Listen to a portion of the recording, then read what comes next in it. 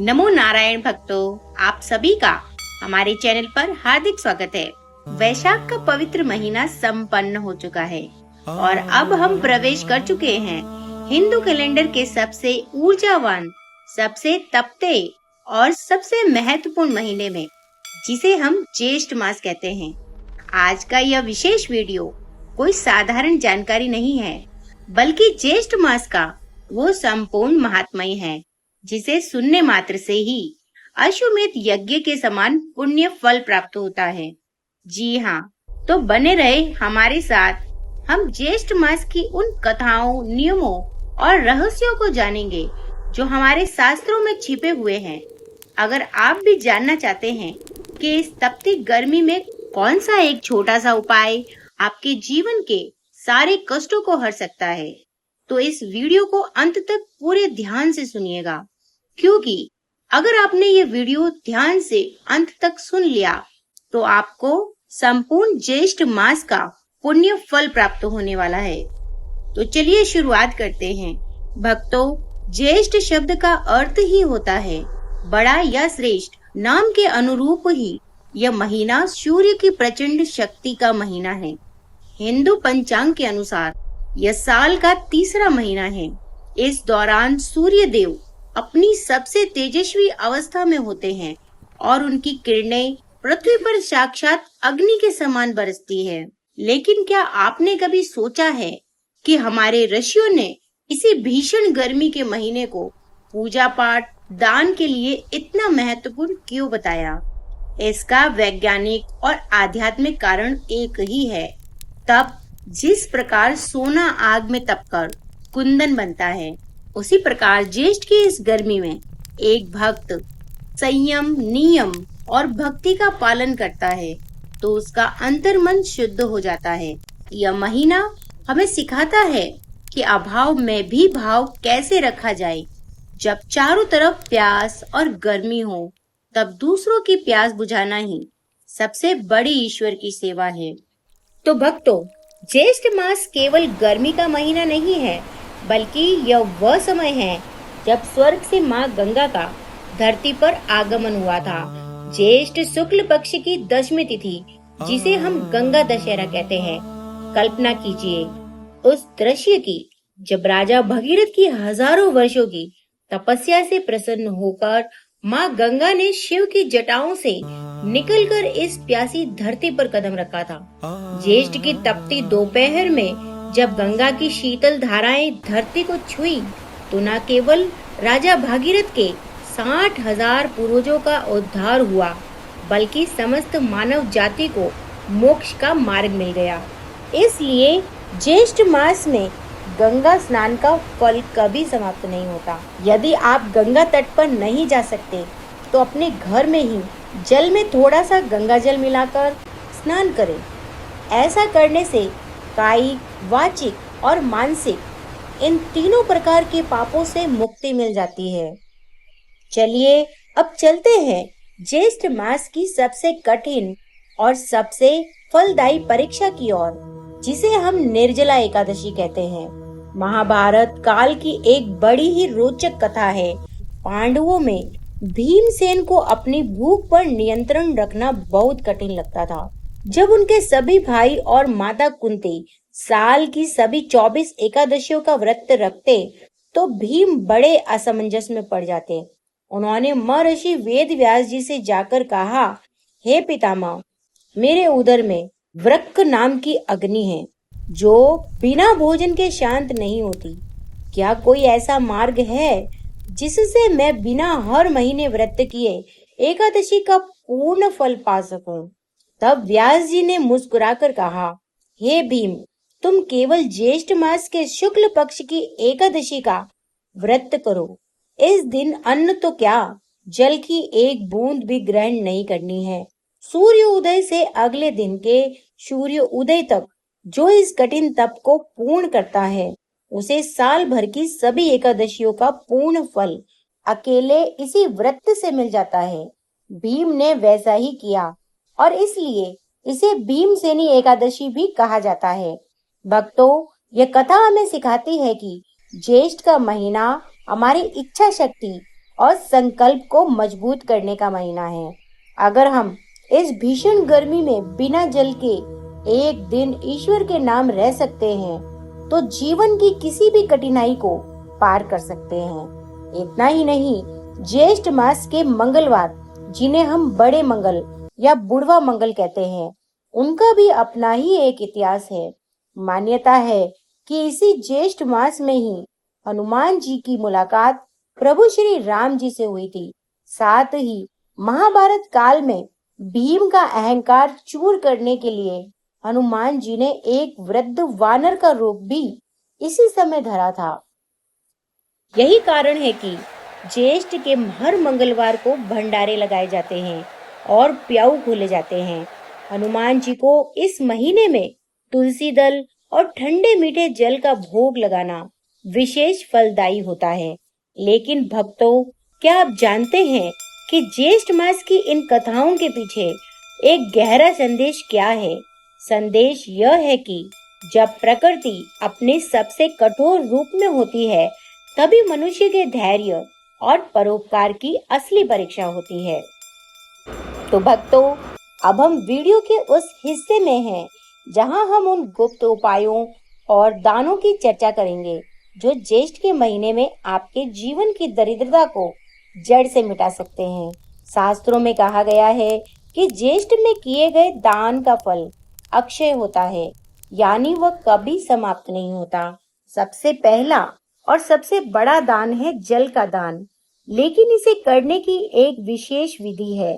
ज्येष्ठ मास में एक नया मिट्टी का घड़ा यानी मटका ले, उसे स्वच्छ जल से भरे और उसमें थोड़ा सा गुड़ या चीनी डालें। इस घड़े को किसी ब्राह्मण, किसी मंदिर या किसी जरूरतमंद को दान करें। मान्यता है कि जैसे जैसे उस घड़े का शीतल जल किसी की प्यास बुझाता है, वैसे वैसे आपके पितरों को तृप्ति मिलती है और आपके घर से पितृ दोष समाप्त हो जाता है। जल के साथ साथ इस महीने में छाया दान का भी अद्भुत महत्व है। पुराने समय में लोग इस महीने में खड़ाऊ यानी चप्पलें और हाथ के पंखे दान किया करते थे। आज के समय में आप छाता, जूते, चप्पल या हाथ वाले पंखे दान कर सकते हैं। ज्येष्ठ की तपती सड़क पर जब कोई नंगे पैर चलने वाला व्यक्ति आपके दिए जूते पहनता है, तो उसका हृदय जो दुआ देता है वह सीधे ईश्वर तक पहुंचती है। इतना ही नहीं, इस महीने में सत्तू और रसीले फलों का दान भी जरूर करना चाहिए, जैसे कि तरबूज, खरबूजा, आम। ये केवल फल नहीं है, बल्कि ज्येष्ठ की अग्नि को शांत करने वाली औषधियां हैं। इनका दान करने से शरीर निरोगी रहता है और कुंडली में सूर्य की स्थिति मजबूत होती है। दान के साथ साथ ज्येष्ठ मास में कुछ नियमों का पालन करना भी अनिवार्य है। ध्यान से सुनिए, क्योंकि ये गलतियां अक्सर लोग अनजाने में कर बैठते हैं। दोपहर में सोना वर्जित। ज्येष्ठ के महीने में दोपहर के समय सोना शास्त्रों में वर्जित माना गया है। कहा जाता है कि जो व्यक्ति ज्येष्ठ की दोपहर में सोता है, वह रोग का भागी बनता है। यदि बहुत आवश्यक हो तो केवल थोड़ी देर विश्राम करें। भोजन का संयम। इस महीने में बेल का फल खाना बहुत शुभ है, लेकिन बैंगन और लहसुन प्याज जैसी तामसिक चीजों से परहेज करना चाहिए। पेड़ पौधों की सेवा। ज्येष्ठ की गर्मी में प्रकृति प्यासी होती है। अपने घर की छत पर पक्षियों के लिए पानी रखना और सूखते हुए पौधों में जल देना इस महीने की सबसे बड़ी पूजा है। याद रखें, जो जीव बोल नहीं सकते, उनकी प्यास बुझाना साक्षात नारायण को जल पिलाने के बराबर है। मेरे प्यारे भक्तों, दान केवल वस्तुओं का नहीं होता, करुणा का भी होता है।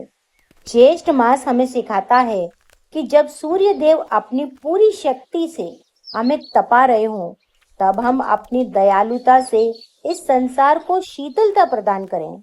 क्या आप जानते हैं कि ज्येष्ठ मास के इन दानों का संबंध हमारे ग्रहों से भी है। जल का दान चंद्रमा को शांत करता है।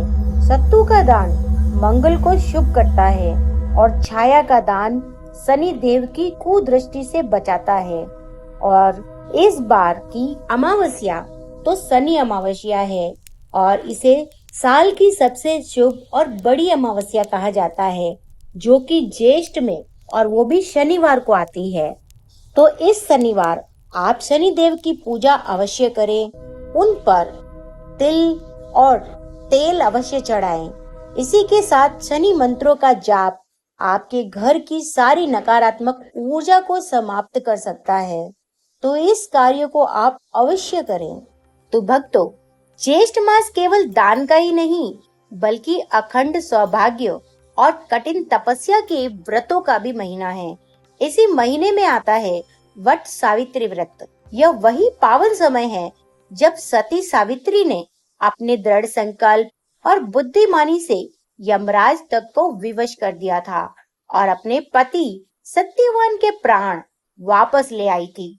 ज्येष्ठ की अमावस्या को जब महिलाएं बरगद के वृक्ष की परिक्रमा करती है तो वह केवल एक परंपरा नहीं होती। बरगद का वृक्ष जिसे हम वट कहते हैं वह अक्षय है, कभी नष्ट नहीं होता।